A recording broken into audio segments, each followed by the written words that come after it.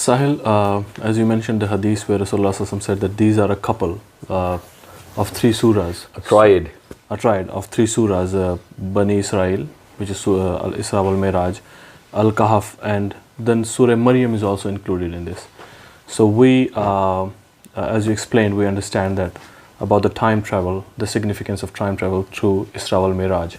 So what significance does Surah Maryam have for us to understand Al-Kahf? There's a very clear, actually, the place where Allah Ta'ala is talking about how Idris alayhi salam is lifted up in the heavens, which is such a significant entry into the whole realm of all of these concepts. And the hadith of Miraj as well. Prophet ﷺ met Idris in the fourth heaven. That's the only account of Idris where we get to find out that this is something which is...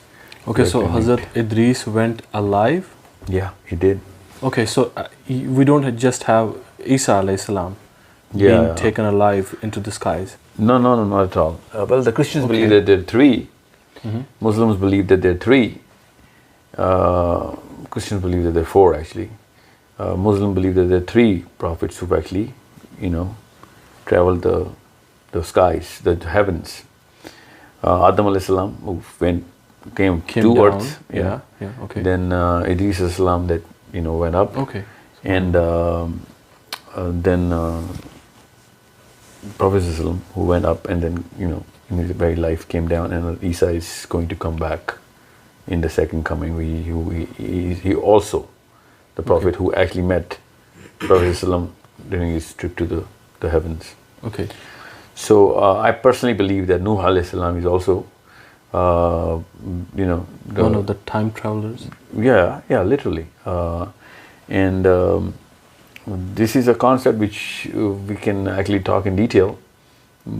But since Surah Maryam does not really go in emphasis of this, so let's not go in there. But it is literally a very, very key element of Surah Maryam, because other than the fact that Allah subhanahu wa ta'ala has given two bifurcations of different types of prophets in Surah Maryam, the Siddiq Nabi and the Rusul Nabi. So this is another key which opens a lot of doors to our reconstruction of psychology of how to look at these three. And Idris alayhi salam is such a big figure in the Bible that books of Enoch, the book of Enoch and the book of Giant, it's all about Idris alayhi salam. Okay, so Enoch is Idris. Enoch is Idris in Bible. alayhi salam. Okay. Yeah. Can you please explain a little bit like how he traveled and well, we have a lot of hadiths about Idris alayhi salam. Okay. Idris alayhi salam is the first person that Allah Ta'ala taught through the pen. Okay. So, which means that he's the first person who actually documented knowledge. Okay. The whole, era of knowledge of all the human beings started with Idris alayhi salam. Okay. Because Adam alayhi salam and his sons were getting knowledge to Adam alayhi salam, which was given through the time of creation of Adam, when the angels asked what is he going to do, and then narrates the whole story of how he taught Asma al-Husna. And that probably went on through word of mouth. Yeah, because he was just the sixth generations of Adam alayhi salam. Okay. Seventh generation is Idris alayhi salam. The seventh patriarch is Idris alayhi salam. Okay. And by that time the population is growing, and Idris alayhi salam actually sets the precedence of how to actually convey knowledge now. Okay. And store knowledge. Okay. And he's the one who creates the first library, because he's writing so much, and then he gets to find out, because an angel is actually narrating all of that knowledge and teaching him, and he's writing everything down. This is how Idris alayhi salam's life is. Wow, he's the least heard prophets, but he had such a significant role.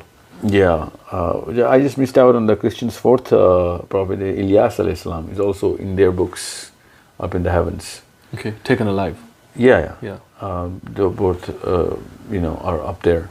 Well, Christians don't believe that Isa alayhi salam is alive, so otherwise they do, believe in the second coming, so which of course is going to be.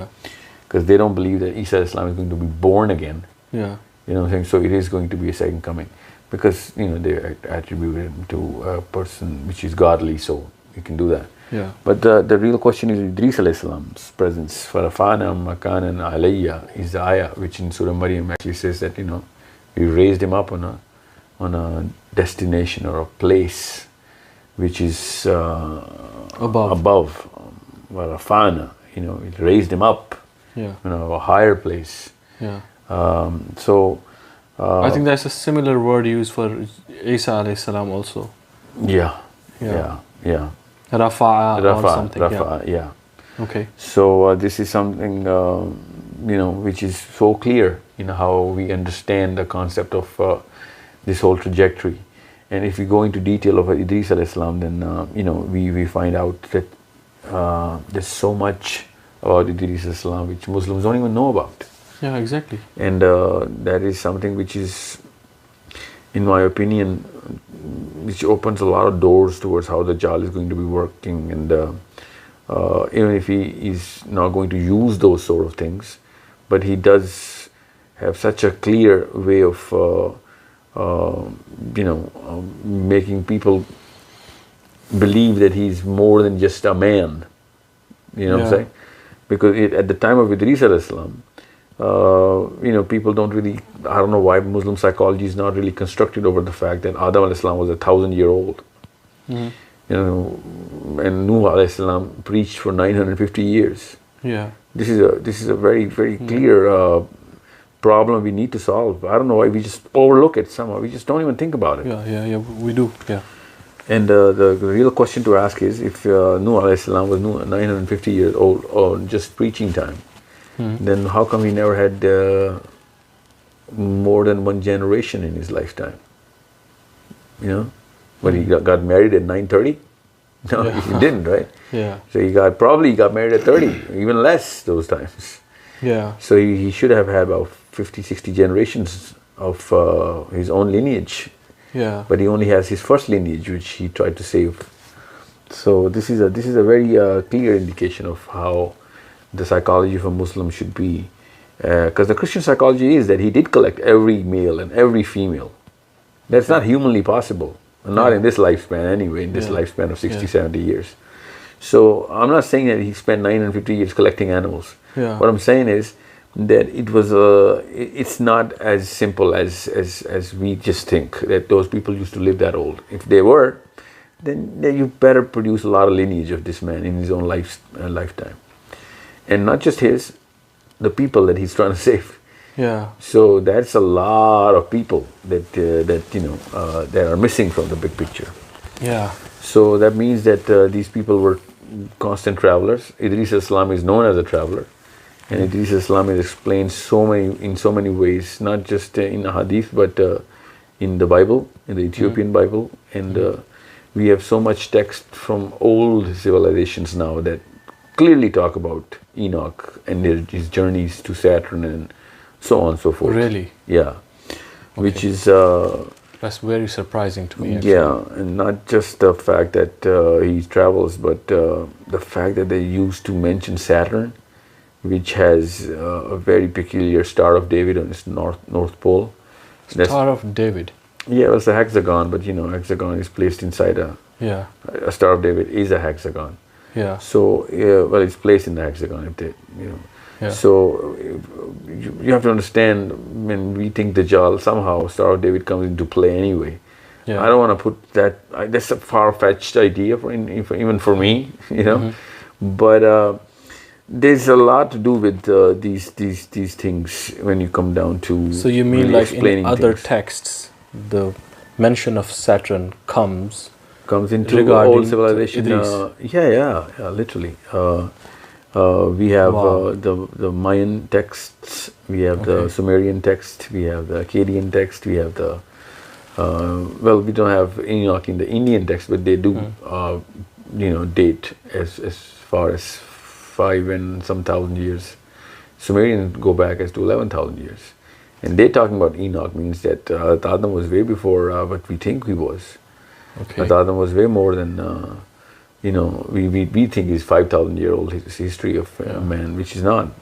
If somebody was bearing some tablets who were in this planet 11,000 years ago. Yeah. Then there's a lot more than we know. Yeah, and that's very strange that there's a Sumerian tablets mentioning the same thing, that a similar thing that we have in Islam. Yeah, it's not just Sumerian. A lot of Mesopotamian text that we have found now talk about the great flood, which is of the flood of Noah, and his great grandfather, which is Enoch. And there's so much, but I'm not. This actually opens a door to a lot of discussion. Yeah, a lot more, So, more. But we need to understand, why? Because Miraj is the hadith in Bani Israel. Yeah. He meets Idris.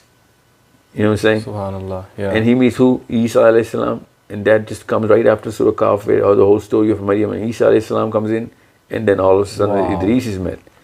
And this is not a coincidence. As I said, I don't believe in coincidences. Muslim psychology should not. And there's a hadith which puts all these surahs together. Yeah. Wow. Yeah. So it's a big combination of so many pieces of the puzzle. We have to just put them together. Yeah. And we can actually easily understand that the way to understand Dajjal would be far easier, because one, that he's going to claim to be a prophet. Okay, so what can you do as a prophet? Oh, I'm such a super prophet, I can travel through here and there. Yeah. So okay, so Dhul-Qarnain could do that, man. He was not a prophet. Yeah. You know what I'm saying? Yeah. This is a way Surah Kahf is actually helping you get that psychology in place. We'll go in detail in Surah Kahf. And then if he says, I can produce this and that, and all of a sudden his followers are going to be getting a lot of prosperity, Surah Kahf talks about that. In the last 10 ayahs, Surah Kahf is very clear about the people who are disbelievers, who are all about this world, are getting to believe that they're on the right path because they're getting so much stuff from this world. Yeah. This is an indication of what Surah Kahf is actually pointing towards. Yeah. So there's so much in these three surahs that we better understand. And then the concept of Siddiq Nabi and Nabi Rusul, which is two different categories of the prophets that come in. And ironically, the Siddiq Nabis are the those prophets which Allah Ta'ala has shown His big signs to.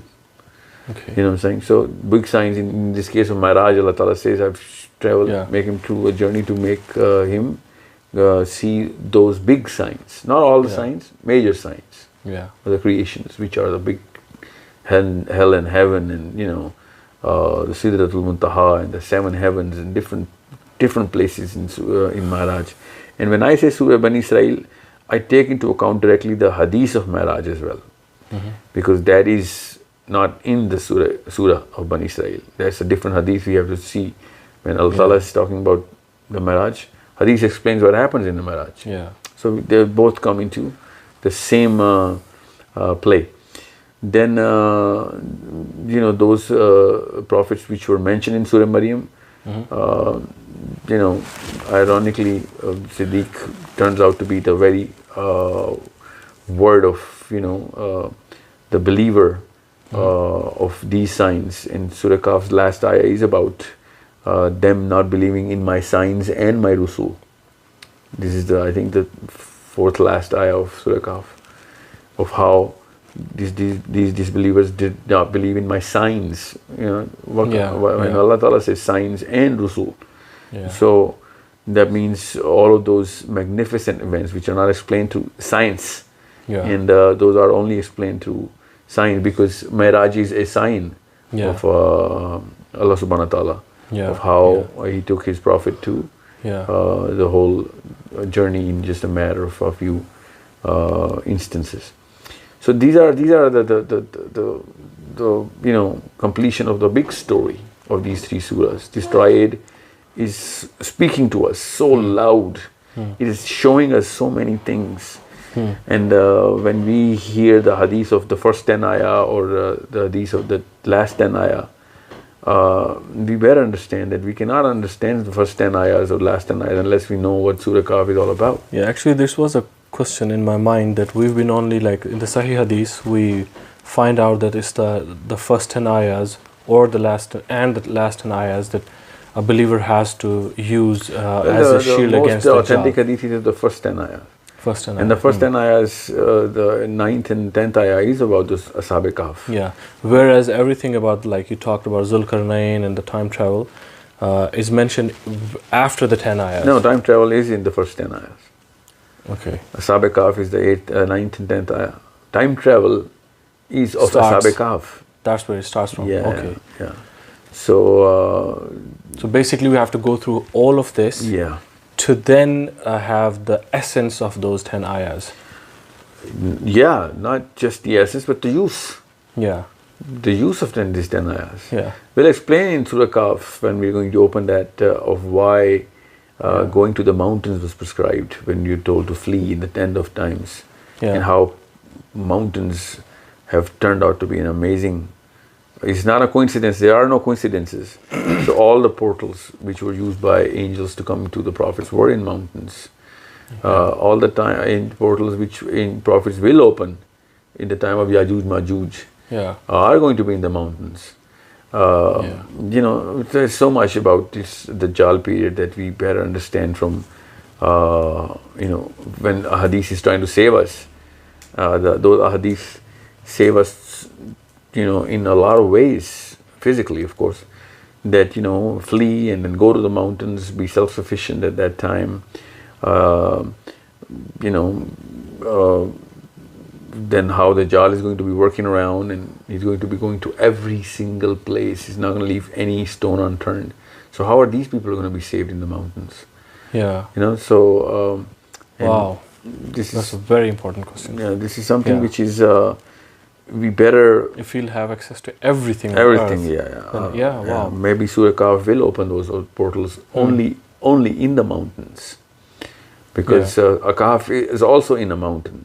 This cave was also in a mountain. And they did flee from the Dajjal at the time, that oppressor. And that cave was... amazing similarity. Yeah, and it's not a coincidental similarity. There are no coincidences. A Muslim belief is free of coincidences.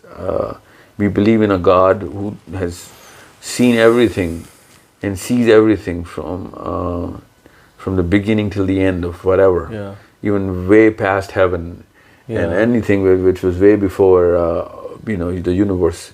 So when we believe in that kind of Lord, which we do, then there cannot be any coincidence.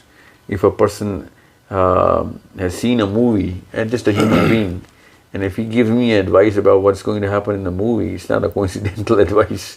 Or if he tries to do something which is going to, you know, affect my life of that movie, within that movie, that's not a coincidental event.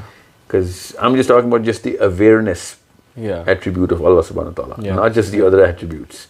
Just the very fact that he's aware makes all of this universe free of any coincidences. Just the very fact that he's Alim. So everything that's mentioned in the Quran and Hadith is everything. The way I'm sitting right now in front of you, the time that we're doing this, there are no coincidences. I'm talking about the tiny little spot inside the depth of the ocean moving. That's not a coincidental thing. This is how perfect this whole machine is, and we have to understand how to look at it. And if we start believing in anomalies and coincidences, then I'm so sorry. This is not going to be a religious debate or discussion, because then... Well, actually, thank you so much for explaining it this way, because all this time, like when we go through the Quran, there are so many stories, so many things that we have to kind of, like, unfortunately, force our brains to try to take something out of them, you know. And most of the times we just feel that they are just the moral lessons or things like these, you know. But now here you're... casually placed. Exactly. Or haphazardly. Or done by man. You know. This is how important our Prophet ﷺ is, because he actually arranged all of those ayahs himself. In his own life, he made sure that every ayah sequencing and every placement of every alphabet is carefully done in his own supervision. So, and even if he didn't, whoever did that, it was God's will, because this is something. So what I'm saying is, if we believe that there are no coincidences, which we do, not even at the smallest level, then there can never be any coincidence at the Quran level. Yeah. And so Surah Bani Israel being in that place Before where right Kahf, there, yeah. Maryam being after the Kahf. This is not a definitely coincidence has a at very any level. significant. And then all of a sudden, Surah Kahf, which has apparently absolutely no visible, Yeah. arsenal against Dajjal, Yeah. becomes our only arsenal against Yeah. Dajjal. Yeah. Then we better understand this hadith of making this Surah Kahf as a triad and using Bani Israel and Surah Maryam as a combo for Surah Al-Kahf. Okay. And then when we're going to go into Surah Kahf, I will bring and invoke the chapter of Idris and the Siddiq Nabi. Understand, Abu Bakr Siddiq became Siddiq because he actually believed in this signs of travel and trajectories. Yeah. So this is not a coincidence Subhanallah. that Siddiq Nabi is mentioned in the Yeah. Surah Maryam, the same Is word. this word you're using, Siddiq Nabi, is it mentioned in the Quran? Yeah. There are two types of Anbiyas. prophets. Allah Ta'ala is classifying these two Subhanallah. Okay. Nabi Siddiq, Nabi Rusul. So there are different scholars who talk about different things, but if you look at all of these surahs in combination, you'll find out that first time anybody got to be using this word Siddiq was in the Bani Israel surah. And then all of a sudden it just comes up, popping up in the Surah Maryam. Yeah. And Probably then- this has been one of the most significant meanings of the Siddiq Nabi. Which Well, yeah, has as far been ignored or maybe. as far as we are concerned, Siddiq is, the ultimate bearer of the truth. Okay. Then how can you be an ultimate bearer of the truth if you haven't seen behind the camera? All of Yeah. those names that Allah subhanahu wa ta'ala did mention were looking at things behind the camera. Yeah. And, as Musa went with Khizr and, saw whatever was going on. Yeah. Musa did a lot more than that actually. Yeah. Ibrahim did that, Idris did that, Isa did that, Nabi al-Islam himself did that.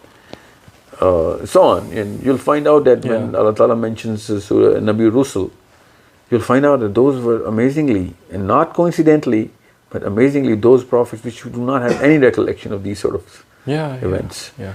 So those are totally different types of prophets. I'm not ranking them, of course. There's no point. There's no psychological way of us ranking them in a different way. But we can see the use of this word in a very clear way. That this is something which we have to be. In other words, if I have to give one liner of why Surah Maryam is so important, Siddiq are those people who will be saved from Dajjal because they will be believing in a totally different way of looking at all this stuff, and it will be meaningless of what Dajjal is doing. Subhanallah. And the prophecies of those people who are the people of heaven in the times of Dajjal are the people who are literally doing what Abu Bakr Siddiq was doing to the Arabs, said, I believe that this is the real truth. Subhanallah. Those people, for example, that man who will be chopped by the Exactly, chainsaw. I was about to mention that, He is the Siddiq. Yeah. He's claiming over and over that I am Iman, I testify that you are a liar and my prophet was was true about. Even after he receives life, he knows that this is the only attribute that's only like Allah holds this attribute. He should become a believer in Dajjal, but instead he rejects and denies that very attribute and says, now I have stronger faith that you are Dajjal. Because he says something which Abu Bakr Siddiq said.